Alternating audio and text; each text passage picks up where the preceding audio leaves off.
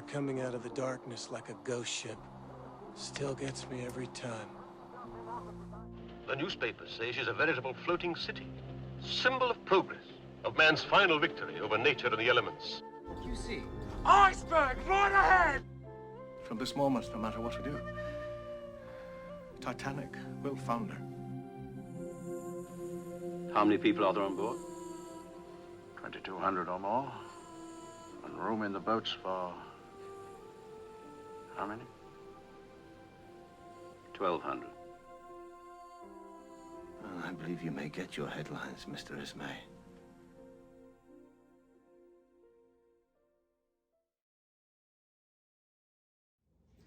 Hello and welcome back to another episode of Jim and Parker's Excellent Podcast. Excellent.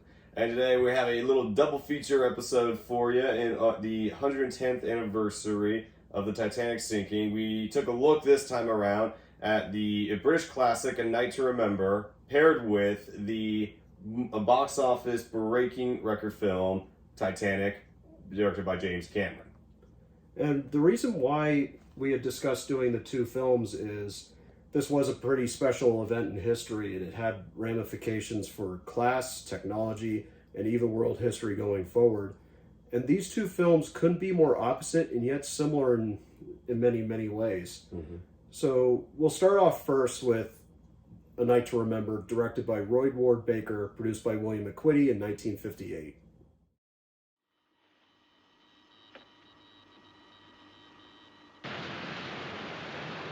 Yeah, and I think looking at the film, it is very much a kind of like a biodrama sort of film. It is, in terms of entertainment, it is not the most dramatic film, and it doesn't kind of give you characters to follow along with, but it very much centers around all of the events and also real-life characters of the Titanic sinking, and trying to essentially just give a plotline to what led up to the events of the sinking itself.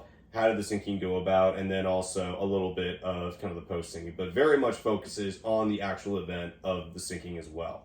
And with that, it's definitely it's a good movie. Certainly does feel a little dated though, compared to the fast-paced films that we have of the in the year 2020. It definitely does kind of go on a bit of a slower draw. Again, there's no main kind of characters that it follows throughout, so there's because of many other characters. So it definitely is a little tougher to follow, but still is a very impressive movie. I think kind of what really stood out to me looking at it was definitely the special effects and the sinking. They definitely had like a lot of live sets that it looked like they actually did flood with water to illustrate the sinking and kind of what would happen, sets and walls being crushed down by waves and everything. So it's certainly impressive from that aspect, looking back of a 1950s film. Certainly, and even here, the film is based off this book, A Night to Remember by Walter Lord, one of my favorites, so I love plugging it. And one of the approaches Lord took was very much what the filmmakers took, was firsthand testimony, inquiry after the sinking, and constructing a sort of narrative. Mm-hmm. But as you and I both had noted in our separate watches, we had to watch separate this time, was it feels very much like a mosaic of a historical event. Very small bits and pieces coming together to form what many consider nowadays to be a legend, which is very odd. It is a very legendary event, but these films do kind of take that down a peg to show the reality. And this one especially, you are right, it can feel a little dry to those who aren't quite used to British cinema, because British cinema is very much, they often move at a very measured pace, and this one actually built tension very well because of that slow burn, especially the first 20 minutes where we meet certain composite characters, including the more or less protagonist of the story, who is Officer Charles Lightoller, played by Kenneth More, who was the most popular British actor in the 50s and 60s.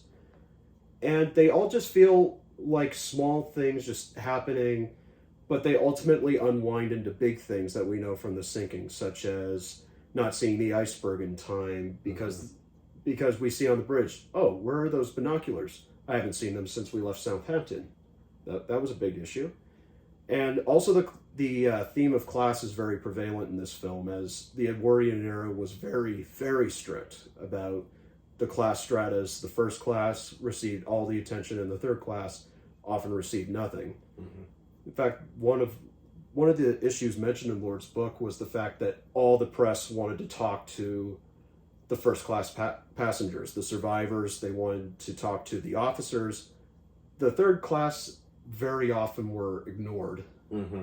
And because of the themes of the time, the way the things were set up, a lot of the third class thought, well, nobody really wants to hear what we have to say, which has led to a lot of speculation about what happened down in those sections, because not a lot is really known. Mm-hmm. Not many people from the third class survived the event. Yeah, Very few did. Mostly children, I think, and a few women. So yes, you stood a better chance of getting into a boat and surviving if you were in first or even second class, whereas third class, your chances were very slim. But one of the things that you are right about is the effects for the time are very well done, mm-hmm. especially the model of the ship. Inspired my own building of this model right here of the Titanic. There is one shot that I never really bought, and that was the shot where the lights just go out when the generators fail and the ship's about to slide into the ocean. Mm-hmm. They forgot to turn the overhead lights off to make it kind of darker.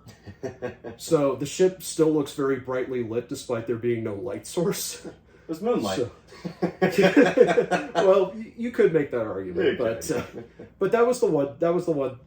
That's the one element of the film that can feel slightly dated, is the effects toward the end. But for the most part, the set design was very well done. In fact, this was the most expensive British film up to that point at £500,000. Oh, really? Interesting. And according to Pinewood Studios, where it's shot, it still has yet to make most of its money back because of the amount of attention and detail that went into this film.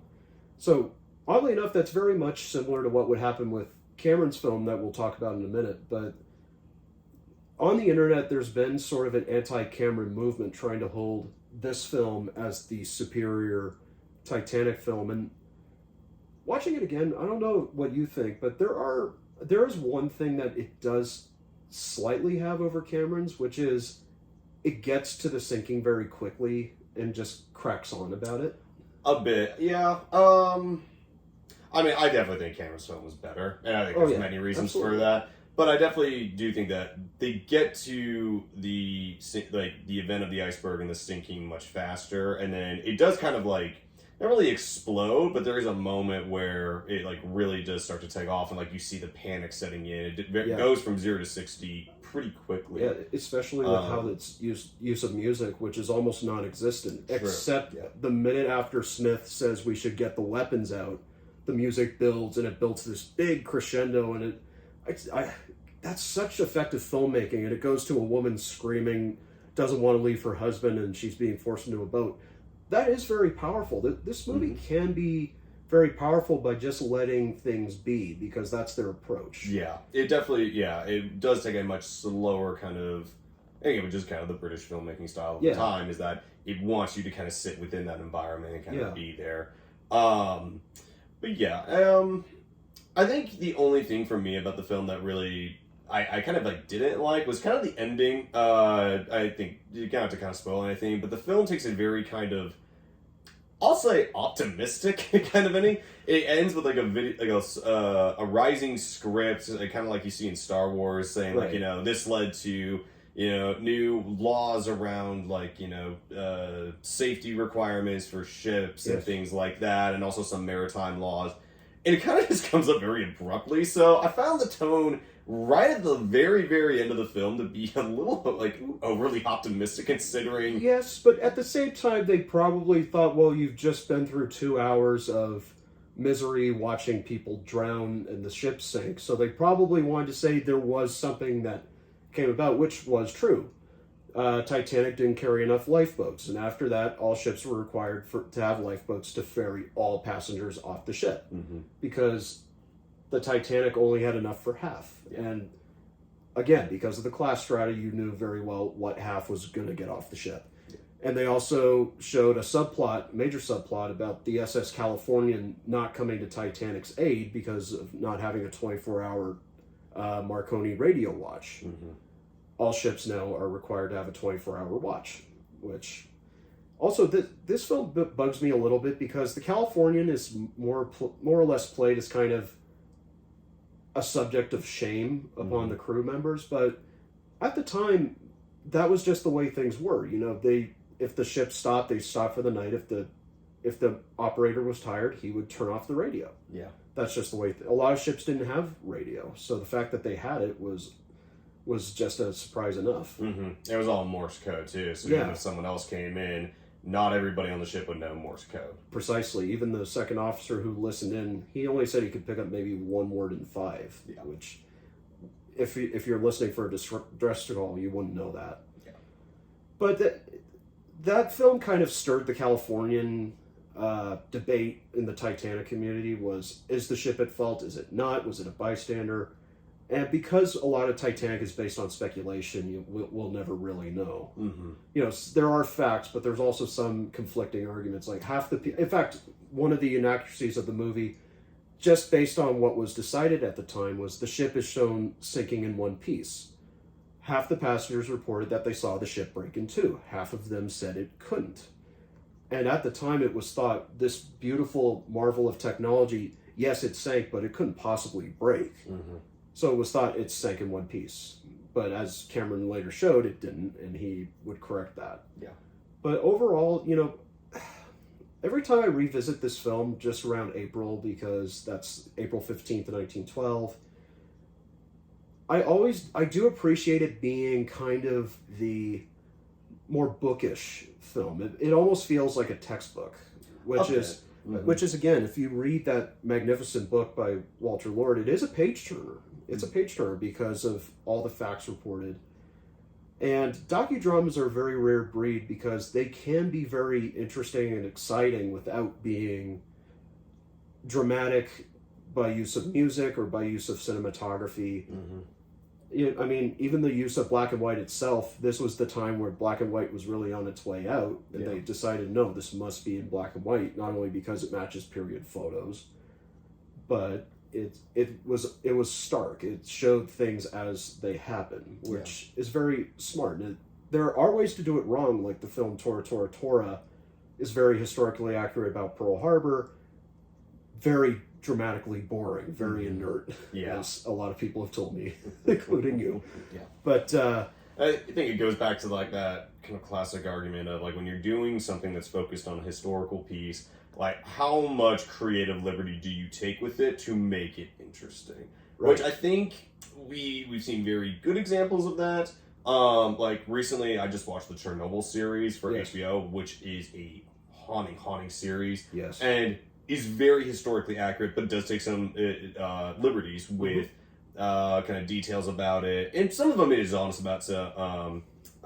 But we also have other examples, kind of like Braveheart, which is a very enjoyable movie, is not historically accurate. Braveheart, to me, I think we're going to talk about this at some point in the future. We're going to talk about that movie, but Braveheart very clearly is based off of a legend, and the opening narration proves that the narrator is completely unreliable. So that's a historical fantasy like Ivanhoe or Robin Hood. Whereas this one, like I said, this is also a rare example of British films kind of owning up to their foibles and their history. And it does show Cameron would amplify this much more because more was known and he had more testimony and technology at his disposal. But it does amplify the fact that when the stewards come in to wake up the first class passengers, they're very polite. They say, nothing to fret. The captain wants you to put on your life belts and go up to the boat deck. It's just a precaution. Literally the next hard cut, we see a steward going through the third class, banging on the door, say, everybody up, get your life belts on. Everybody up, get your life belts on. Which is not fair at all, but that's just the way things were. Cameron would even say that he wouldn't make Titanic if it weren't for this film and if it weren't for the book. So we do owe this film a great debt of gratitude because it did start the Titanic community up, really. There had been films about Titanic before we were discussing, one with Clifton Webb and Barbara Stanwyck, which is entertaining but very inaccurate. The Nazis made their version, which I won't... That blew my mind. Yes. He told me that literally right before we started. I saw a documentary about it on History Channel. I was like, wait, what? Like, wait a minute. But what ground do the Nazis have to stand on about the Titanic? What are you connected to? Well, y'all are just going to have to go research that one for yourselves. I don't really want to touch that with a 12.5-foot pole, but I do want to mention that Titanic has been in the zeitgeist for a long time, but this was the first time people... I guess the drama of the event really came through just by presenting it as it happened. Yeah. And it was a testament to Walter Lord for his meticulous writing and detail. It was Roy Ward Baker is not a very famous director in England, but he was a very good one. Mm-hmm. And he was very perfectly suited for this. And what's wonderful, too, is William McQuitty, the producer, actually saw the Titanic launch in Belfast when he was a little boy. So he always felt a kinship with the Titanic, and when he saw that book, he snapped up the rights and said, we must do it as it's written. So this did come from a place of passion, just as Titanic, which is why I do think the films are very similar in many respects. It both approached it as, we have to do this justice. We can't fudge anything. Yeah. Which I guess kind of takes us over to James Cameron's Titanic, which...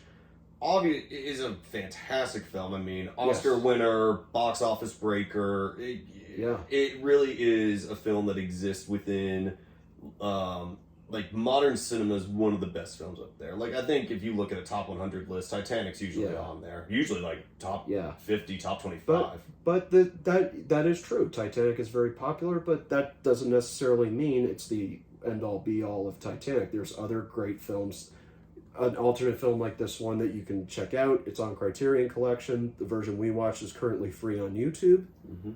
So, just closing thoughts about Night to Remember.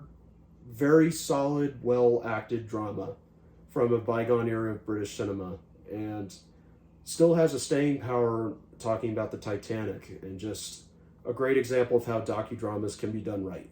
Mm-hmm. Yeah, absolutely. Titanic was called the Ship of Dreams. And it was. It really was.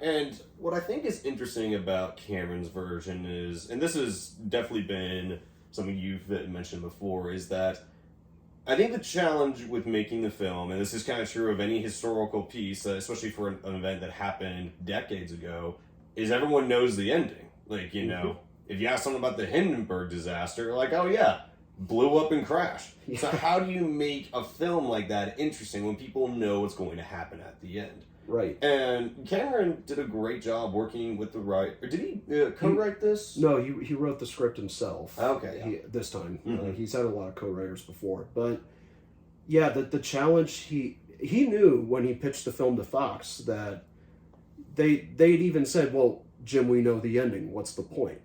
He says, well, the point is to let the drama play out, but being the 1990s, people were a little more savvy about filmmaking. He decided, I have an idea.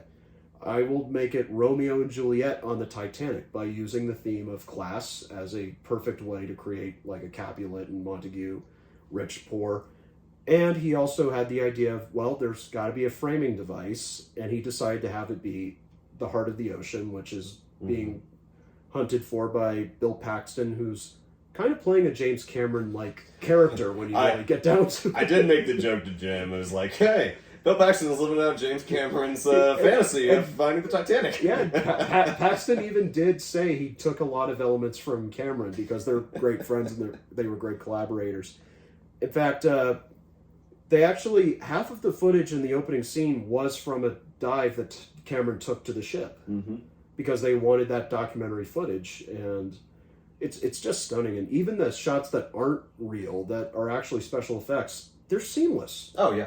And we'll talk about the effects much later, but this was a way of maybe, you know, it was a perfect way of creating the idea in the audience, like, oh, who's this old lady? What does DiCaprio have to do with this? What happened to the diamond? Yeah. How did she survive? How did she get off?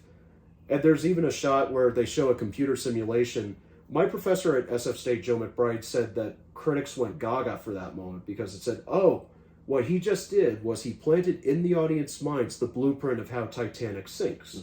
So that when the ship sinks later, you're not sitting there thinking, well, why is the ship doing that? It's like, oh, we know it did that because they told us. Yeah. And then when it's happening, it's so, like, it makes your eyes go huge because the scale of the movie, I mean, goodness. It's as big as the ship itself was. It is an epic, like, in all honesty. It's a true epic. One of the last to be made in that traditional sense where you spend millions upon millions of dollars.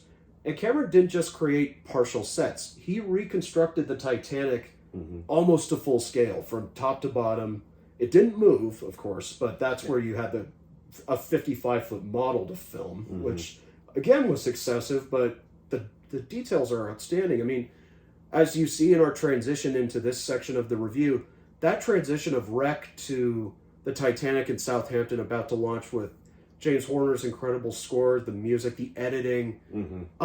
That is a perfect sense of editing and transition. That is art. Yeah. That is how you transport somebody to a world. I get goosebumps when I see that transition. It's just like, oh, we're there. Like Titanic, it's right there. Yeah. And I think even going to the scenes of the sinking itself, and when the ship is like the tail end is starting to go up and up, you see in the shot you'll have like all the little smaller lifeboats of people trying to get away, and you see the propellers coming up out of the water. It is just, it makes your eyes go wide of like, holy crap. And Cameron is such a master of visual storytelling, of how to use effects to properly convey his story. And he also had Peter Lamont, who designed the Bond films, build his set. So this man knew how to build big, and they all knew how to make this just seamless. In fact, that wonderful shot when we talk about the love story, when they're on the bow of the ship, and Rose says, "I'm flying." That was the ship. The fact that the set wasn't moving, but it looks like it was, is just a testament to the craftsmanship of the set designers, the effects men, everybody, and to Cameron and Russell Carpenter, the director of photography. But what really gave Titanic its staying power, from the minute it came out to now, is the love story. It is held up as one of the great love stories of movies.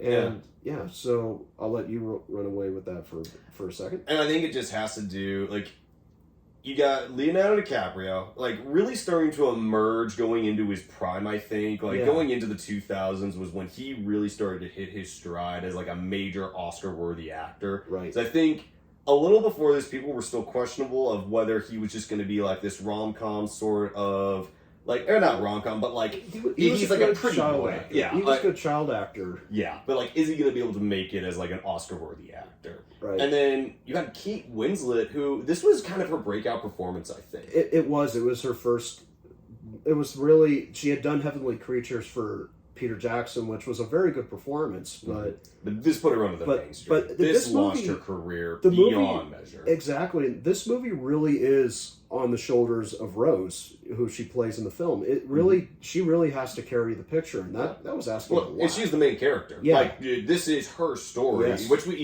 you kind of, like, people rewatch it. It's like, oh, it's Jack and Rose's story. I'm like, no, Jack's kind of like, he's a supporting character. It's just Rose's story, which I think, again, is also a very interesting way of going about it, and about this film really documents not only her romance, but really her liberation. Right. Which, again, goes into the themes of class and expectation and family and everything. Right. She's very stifled by her upbringing, and it's not that she doesn't like it.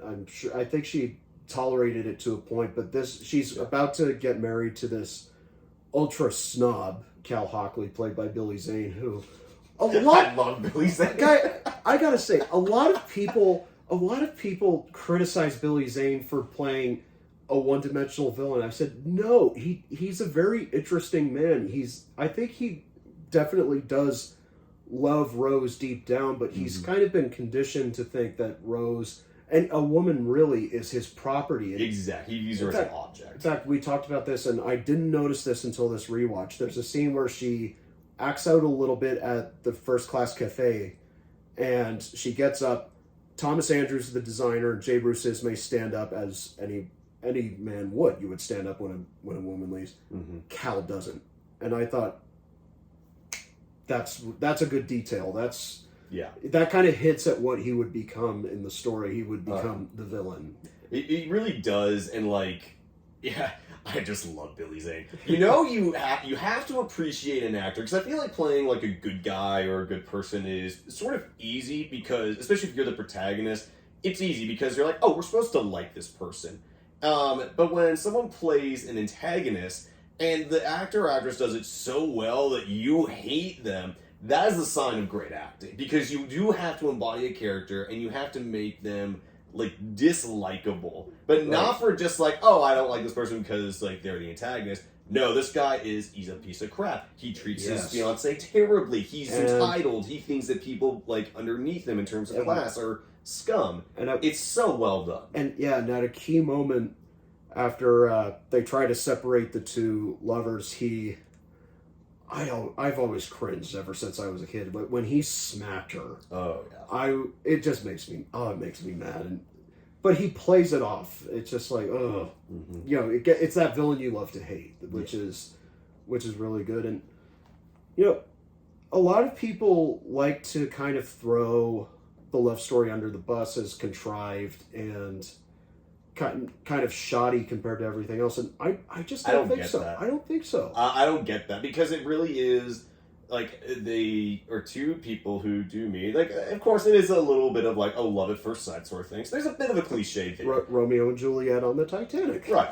But with that, they do a great job of kind of giving the characters time, which I think goes to like where this film feels much, I mean, obviously it's a longer film, but it feels longer in the first half of the events before the sinking. Yeah. Because it's a lot of character development. But it feels very genuine because they do find, kind of mutual passions about art and kind of lifestyle and everything. Because Rose, obviously, like, she does love, classics of Picasso, Monet, and loves to explore the world, but she is stifled and she is not able to, like, break free of those chains that she's been placed under by her family and mother and then her now fiancé. Whereas Jack is the exact opposite. He is, a third-class boy who's, like, from America, has traveled all over Europe, draws, nude sketches of women in kind of like a classic pencil and paper fashion. And you see much more of the world. And, his character allows her to be free and to experience freedom, which then, in return, allows her to come back and really be a character that does save him and be an independent character, which I do appreciate about this movie. And when I watched it originally, I definitely thought it was kind of like, oh, Jack, like, is kind of like, the classic male savior for, like, the females, like, oh, the male saves the female. But really, Rose's character is actually a very independent character. Like, obviously, like, it does kind of give her the ability to be free a little bit. But even he says, like, there's a certain point in the movie, like, where he basically sneaks back to find her and like kind of makes his love confession, and she says something like, you can't save me, Jack, and he basically says, you're right, I can't. Only you can do that. Exactly, and that's what a lot of people miss. A lot of people think it's two young, dumb teenagers in love, but it's more than that. It's two people who connect, and I think that comes also from Winslet and DiCaprio's incredible chemistry. I mean, these two are so natural together that you immediately buy that they would be in love, and so much so that people nowadays still want them to be a couple. Because they're best friends in real life. Because again, they both, like, this film, it gave DiCaprio the ability to stand on like the Oscar sort of stage and kind of hit that next level. And for Winslet, this was her breakout role. Did she get an Oscar nomination for this role? She did indeed. She lost to Helen Hunt for As Good as It Gets, which is not that good a movie. I'm sorry.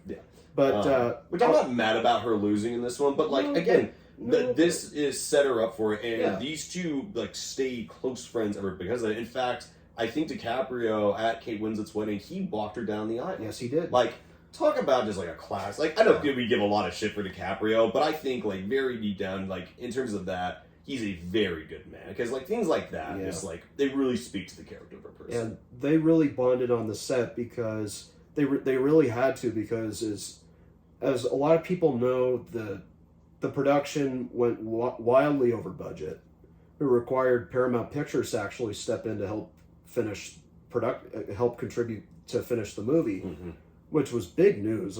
Studios just didn't really do that in those days. If they did, it was big news. Also, the delays, because Cameron is such a meticulous artist, it borders on tyrannical. He can be very, very insensitive to his actors and his crew if they're not doing things specifically as he wants. Victor Garber, I think, had a great quote. He says, if there was 1 million of him running around, the movie would go smoothly, but there isn't. But again, Cameron's passion for what he does comes from the fact that he wants it right, that he wants people to believe the worlds he creates. And he fell in love with the Titanic by going to the wreck, reading A Night to Remember, watching the film, and interviewing even some of the survivors themselves. He became a Titanic enthusiast, as many of us are, and he just wanted it done right. He says, I have a studio at my disposal. I'm going to put every detail I can. In fact, the silverware in the dining room, during the dining room scene, has the White Star Line print. They had the actual carpet weavers recreate the carpet woven for the Titanic.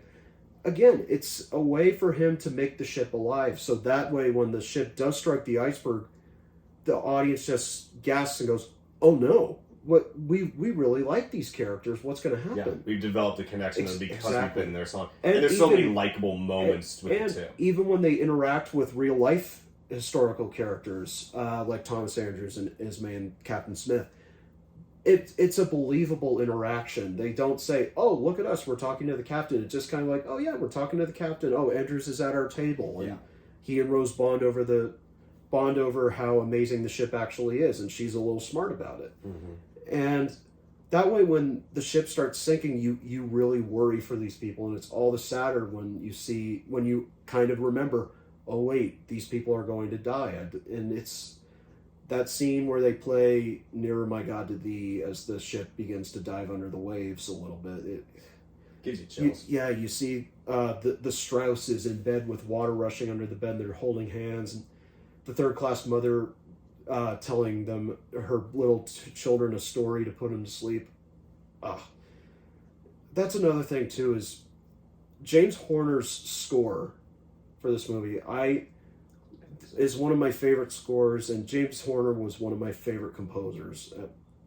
The theme is instantly recognizable, and using the penny whistle to kind of give Titanic's Irish roots, as she was built in Belfast, gave it a very haunting quality. Like, the opening of the film was created late in production, and it was only after Cameron heard that first theme, he says, I know what I'm going to do. Yeah. And plus it gave us one of the great movie songs of all time, which was My Heart Will Go On. And I do have to tell this story because this is vital. Yeah, this is vital. Yeah. Cameron did not want any songs. He knew that James Horner was a songwriter, and he wrote Somewhere Out There for An American Tale. But he did not want songs. He thought it would be too commercial. Whereas Horner said, after 3 hours of music, I just couldn't go to another 8 minutes of music for the credits. And he had this theme for Rose, which was the opening of the song, strung throughout the movie. And he started to realize, So he got together with Will Jennings and wrote a song in secret, and also recorded with Celine Dion in secret a demo. And they said, well, what are you going to do? He says, I'm going to wait until Jim's in a good mood. And he said it was the day that transition happened, that magical transition where it came back from the effects guys. He was really happy. He says, Jim, can I play something for you? And he goes, oh, okay. And he played the song. He says, is that Celine Dion? He said, yes. He says, that's really good. He says, okay, that goes in the movie. And the version you hear in the movie is that one-take demo recorded by Celine Dion. I think a lot of people don't like it because of the radio version, which has a lot more electric guitars. It has backing vocals. It has all these things. It's very overblown, which was very much the 90s pop style. But the demo version it has a haunting quality. It's a very simple orchestration. Just James Horner knew what he was doing with this score. Yeah. It was... And I think that kind of gives us a great transition, because the movie is fantastic, But it seems like there's almost kind of like a meme factor with the movie now. I think there's so many jokes people make about My Heart Will Go On with Celine Dion. There's so many jokes great about that. There's a bunch of like memes and gifs that come from various moments. I mean, one of my favorite jokes is like run up to someone. If someone's just like, you know, like at a pool or something, like a buddy of mine at a pool, doesn't have a shirt on, I'm like, oh, draw me like one of your French girls, Jack. And it's just perfectly timed. It is. I wonder if that's like really, like, I wonder one, I think that part of that comes from because the movie is so good that we can make fun of it a bit. And it's so ubiquitous and so often quoted that it's just kind of, a lot of people just kind of, some do it in reference like, oh yeah, that line, or some people do it because they don't like the movie. Even that comes down to one thing about this movie that a lot of people often miss, which is the script and the dialogue is very, I guess the right word for it is melodramatic. Yeah. But it comes from the fact that the events of the sinking are very melodramatic. You know, the Strausses refusing to get into a lifeboat with each other. Mm-hmm. Andrew's waiting in the lounge to die, and somebody says, "Aren't you going to make a try for it?" They're very kind of melodramatic because that's just the way they happen, and it's very story-like. But a lot of people say the dialogue is a little clunky. Like my professor, Joe McBride, once again, he said this to me in my screenwriting class. He said, the script has a perfect structure. It's perfectly structured. It's well-paced. He says, occasionally, Jim's dialogue can get a little clunky. It can, but it's not so much where it's just like, it's not like Attack of the Clones where it's just like the most eye-roll inducing dialogue you'll ever hear. Cringeworthy. Yeah. Like even the line, like you just said, like when she says, "Jack, I want you to draw me like one of your French girls," and it can be a funny line because so many people quote it, but it's also, it leads to that very tender scene where she bears all for him, and it's a very tender scene. She has basically liberated herself in a sense, and there's no touching in that scene. It's just two people, Jack trying to capture Kate Winslet's stunning beauty. I mean, she really is one of those beautiful souls and beautiful actress. She still is, by the way. Mm-hmm. And that's and a lot of other things too, which is a lot of other lines can feel a little meme-worthy, I guess you would, like you were saying, but they're delivered with such conviction that you almost you kind of forgive it for that. Yeah. I just wonder if it's like, sometimes I feel like it's unjust is how I would describe it. Like there are times where people say this, I'm like, and I laugh at it. I'm like, it's such a good movie, though. Like, it doesn't deserve all the shade that it gets. The backlash this movie gets is astounding. Mm-hmm. Like, people actually try to say it's the worst film ever made. Like the director Robert Altman said it was the worst film ever made. I thought, you're kind of off the mark a little bit, Mr. Altman. But, and a lot of people like to say, "Oh, it's so corny." It's just like, that's kind of the point, isn't it? It's like, it is a little corny, but again, I think it's people looking at a very surface level. Which again, I think I've watched this film a few times now, but like on this rewatch, I definitely was able to kind of see a lot more depth to it. Like the line about, we talked about where Jack says, like, I can't save you. Like, only you can save yourself. That's a great, brilliant set of writing because it really does capture, and it doesn't make it corny. It actually builds, it bestows responsibility onto her, and it gets away from that stereotypical boy liberating girl line of drama. And it's followed by a very subtle scene, which she's once again back with the ladies and her mom, who's brilliantly played by Frances Fisher, another great character. She's got a lot more depth to her than I thought there was. Mm-hmm. They're droning on about the upcoming wedding, and Rose looks over and sees a little girl accidentally leaning back in her chair, and her mother immediately pushes her up, and she has to put the napkin down on her lap like this. It just cuts to Kate's reaction. The wheels in her head are turning, and she returns to Jack for that romantic scene on the bow of the ship. I just thought, like, that's so un-James Cameron-like, because a lot of his films don't rely much on subtlety, but here... It's visual storytelling. It's beautiful. Yeah, it's visual storytelling once again, but just in a much, like you said, subtler way. Which it is genius, and I think that's a great scene, because... And of course, the sinking is also the big attraction of the movie.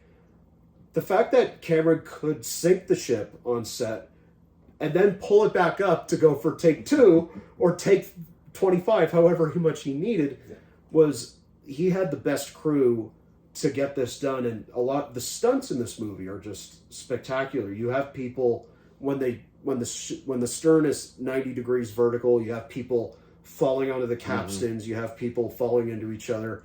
That's very daring stuff to do on camera. Yeah. They did have some motion capture stunt doubles for the more dangerous scenes, like when the guy falls off the ship and hits the propeller blade. That's still a jarring scene, even if the motion capture is very 90s, but it still ages very well, the way they capture it. I think also it helps that because the scale of the film is so large that you can get away with things like that a lot more. Yeah, and again, they do play true to history. They play with one or two facts that are a little controversial, like Murdoch's suicide and shooting the passenger. Mm-hmm. Cameron actually had to go apologize to his hometown because the family in the town was so incensed because what we know about Murdoch was he acted very heroically. Yeah.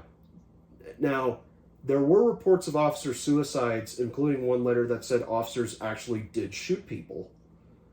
But that's just one letter. So I think he took that as his, I'm going to use my artistic license a little bit. Yeah. Because also Murdoch's a character that like we kind of knew a little bit, and so there was a connection instead of some random officer doing it. And plus, also behind the scenes, he had two of the foremost authorities on Titanic, author Don Lynch and the artist Ken Marshall, another book coming. This is mine and my brother's from when I was a kid. This is Titanic, An Illustrated History by Lynch and Marshall.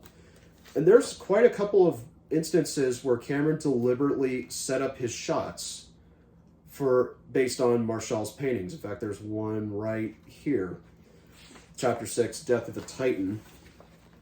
Cameron has long shots like this, and they're lit very similarly. Yeah. And there's even the scene where Rose and Jack are in the Grand Staircase, which is coming up here soon.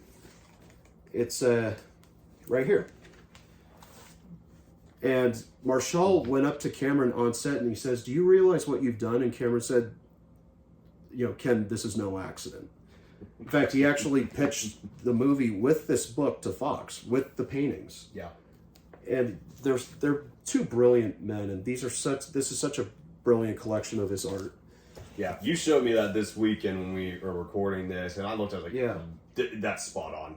Yeah. Like, it completely spot on. Yeah, and of course he would have Lynch on set. Lynch actually talked to the extras and gave them all backstories, so they all behave very accordingly. Yeah. Which, again, that's just a level of commitment that Titanic has. And part of what makes it one of my favorite films, actually, is that level of craftsmanship, the quality of the acting, the storytelling, the directing. There are so many moments of great visual storytelling, shots, music. It just comes together seamlessly. And again, another great transition was the scene where Jack and Rose kiss on the bow of the ship. The camera moves, the ship turns to its rusted bow on the bottom, and they fade away. That's such a haunting image because, again, it comes back at a certain time of the story when you're like, you get so caught up in the movie, you're like, oh, yeah, that is coming, isn't it? Mm-hmm. And you start to feel awful. And part of that's also conveyed by Gloria Stewart, who plays Old Rose, who tells the story to Bill Paxton and the current Mrs. James Cameron, Susie Amos. Oh, really? Yeah. At the time, he was married to Linda Hamilton, but they divorced and he married Susie. So, but Gloria Stewart also makes a credible performance of what would happen if Rose did become an independent woman and more bohemian in her living, kind of lover of arts. The first time you see her, she's making pottery in her little studio, and she's such a lovely presence, and her delivery is so light. Like, when they look at the drawing for the first time, the reason she comes into the story, She says, "Is this you, Nana?" And she says, "It is me, dear. Wasn't I a dish?" Which, she's foxy. She's got a little pep in her. I love it. she's got that little bit of a spark in her. Oh yeah. And again, another meme-worthy line people love to say is, "It's been 84 years."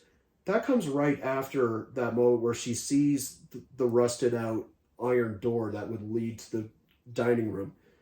And it overwhelms her so much, but they want her to tell the story because they want to find the damn diamond. So they're kind of going like, "Tell us, Rose." She says, "It's been 84 years." I think the meme's kind of taken a little bit of the power out of that moment because it's such a overflowing feeling of coming back, the memories of Jack and Cal and the whole over of the sinking. And and of course she perfectly conveys the tragedy of when the ship does sink, and we come to that truly heartbreaking scene where Jack sacrifices himself by staying in the water so Rose can stay on the door. This is another thing. Yeah, I'm going to say over. There was not room for both of them. It clearly shows that if they both hop on, it would tip over. I get so tired of that argument. It's so stupid. I hate that argument. I really do. Yeah. I think it's cheap. It's overdone. The Mythbusters had to go to extreme lengths to say like, "Oh, well, it could have been done." But they said like, "Well, if they tied a life belt underneath the door," it's just like, are you really going to think about that after what just happened? Yeah, and when you're literally in negative 40 below freezing water. Yes, it's also, I think a lot of it is kind of denial because people got so involved that they couldn't stand to see Jack and Rose separated in any way. Mm-hmm. And again, what makes the scene beautiful are the two things. One is James Horner's use of Sissel as a vocal presence in the soundtrack, and Kate's reaction. Just her heartbreak is so genuine in that scene. And here's another moment that came to the fore that you were mentioning before, when Jack said, "Only you can save yourself. Only you have the power." Mm-hmm. She originally is still holding his hand and closes her eyes like she wants to die and stay with Jack. The camera comes in, she opens her eyes and starts to say, "Come back," to the boat that's coming to look for survivors. She has to let him go, but she says, "I won't let go of the promise that she made him." And she does act on her own. She saves herself, just as Jack kind of showed her she has that power to do. Yeah. And that's so lost on a lot of audiences. They think like, "Oh, well, of course he died because it makes a good story." No, Cameron is better than that as a director and as a screenwriter. He's better than just to say, "Oh, well, he dies. Sad." It's more. And it represents the people who we have gotten to know on the ship even more so than I think the historical people do. Mm-hmm. It's just one of those, I still get teary-eyed when that happens. I do. And it comes through with Kate's performance. Yeah. And I know a lot of people... I won't harp too much on the criticism because a lot of it is silly.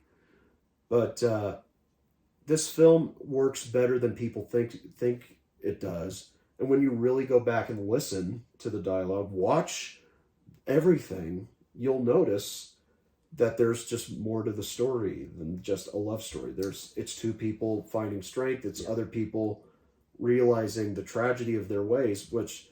Frances Fisher, the whole film, she can't stand Kathy Bates' Molly Brown, which Kathy Bates is a hoot in this movie. Awesome. She's lovely. I think I love Kathy Bates just about anything. Yeah, she's just lovely. I love her. But at the end, who is she crying into the shoulder of? She's crying into Molly Brown's shoulder. Yeah.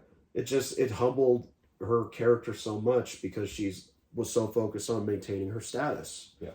Which I think really goes back to like why Titanic was such a ground-shaking event. Obviously, like the headline of like the biggest ship that had ever been created sinks into the water because of a Mother Nature event is groundbreaking.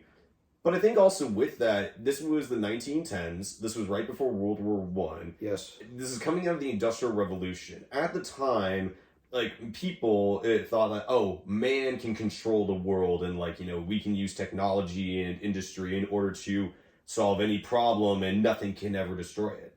Yeah. And I think this event really kind of humbled the world a little bit, because it did show that you can, make the biggest and fastest ship ever, but there are events that are still outside of your control. You are that you cannot control the world around you, no matter what you build or what you try. Even the line that Cal says was an oft-quoted line before the Titanic sailed, which was, "God himself cannot sink this ship." Mm-hmm.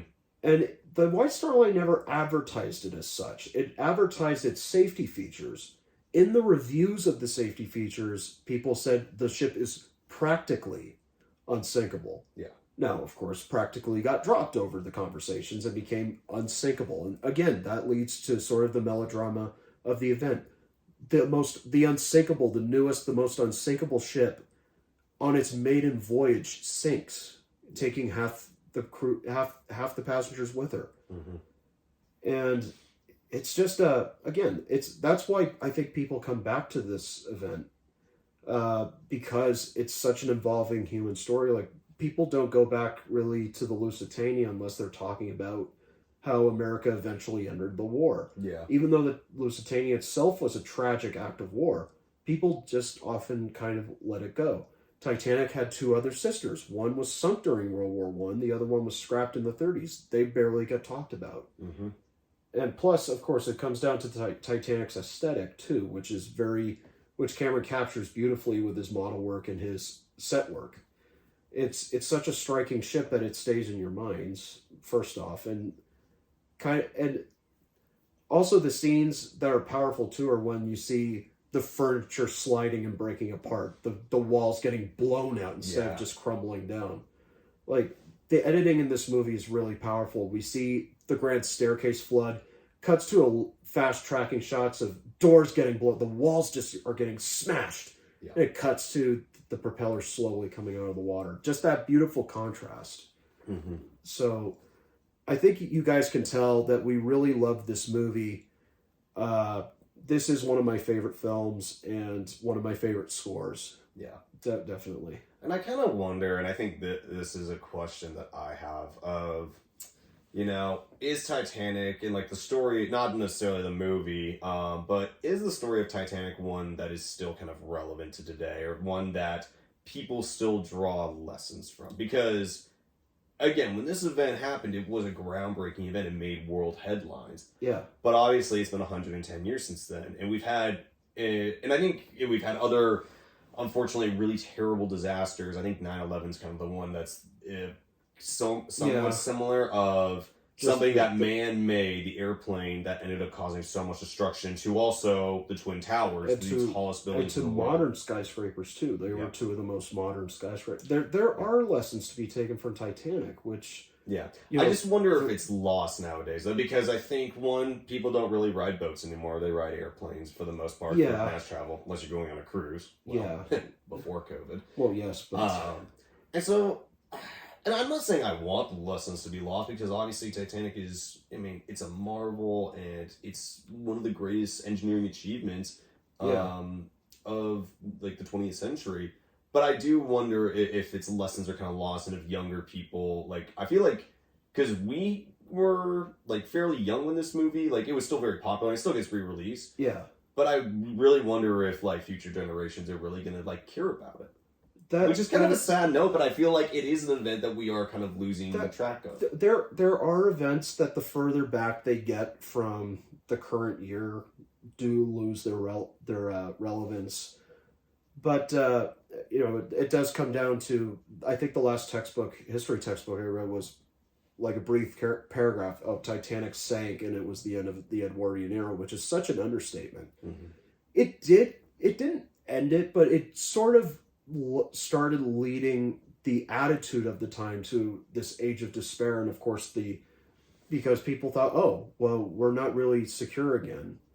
We're like, our technology isn't as great as we think it is, and our technology can be corrupted by nature, can be corrupted by people, which of course led to World War I, which technology upped the stakes immensely to what could happen. And even the attitudes of class, it was lost on people at the time of the event was, John Jacob Astor, the richest man on the ship, died. Let's go interview his wife. The captain, was he at fault? Possibly, but we'll never know what his thoughts were because the man went down with his ship. Mm-hmm. A lot of people didn't really care about the class issue. Over the years, the more research that goes into it, it's like, that's really tragic. That in fact, there's no such thing as there's first class on airplanes, but anybody could really do it if they wanted to. Yeah, if you have enough money, it's not an issue. And on cruise ship, it's all basically one class. You know, you could get an upgrade to a suite, or you could take a small cabin.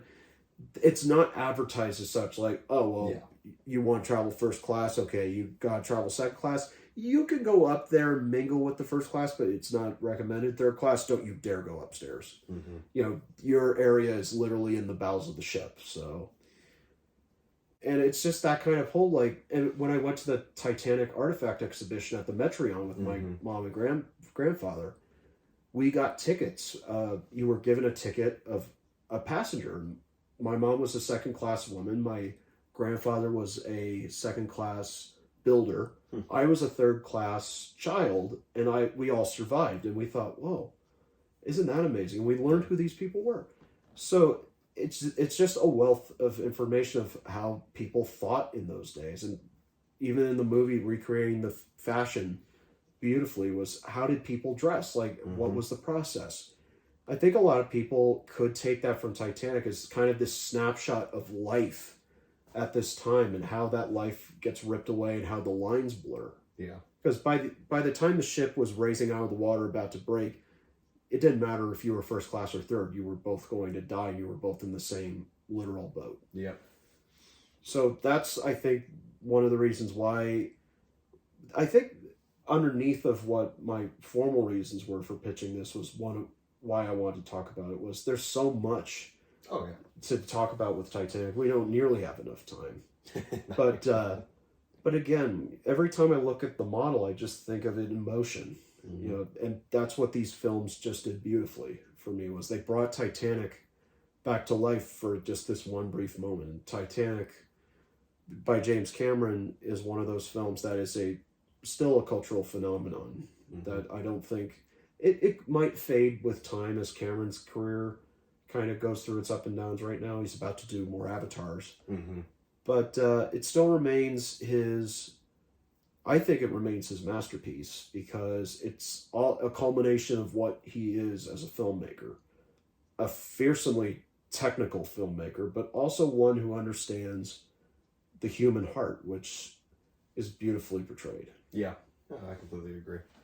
So with that, I feel like we've talked just about enough. I think we could go on, but I think at this point we've talked about just about every major theme and kind of fact that I think is kind of relevant to our discussion. So thank you for joining Jim and Parker's excellent podcast. I'm Parker Blazner. I'm Jim Crowley. And we'll see you next time on our next episode.